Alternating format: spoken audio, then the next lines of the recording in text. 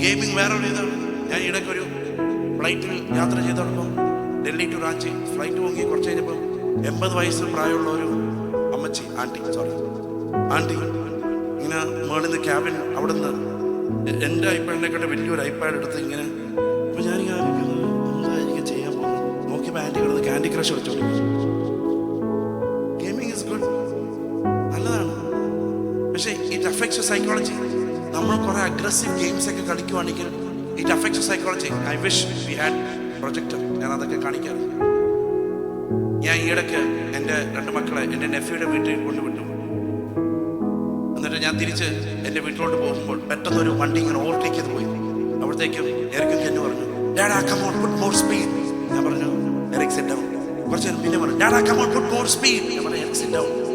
കുറച്ച് നേരം പറയാം, ഡാഡാ പുട്ട് നൈട്രോസ് അറിയും ഈ ഗെയിമിങ് ഇതിനകത്തുള്ള നൈട്രോസ്. ഞാൻ പറഞ്ഞു നൈട്രോസോ, ഇതിൻ്റെ ക്ലച്ച് പോലും ശരിക്കും വർക്ക് ചെയ്യുന്നില്ല.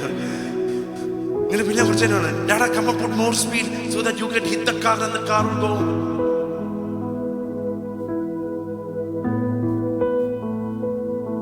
Eric, and this is the last time that you're playing this game.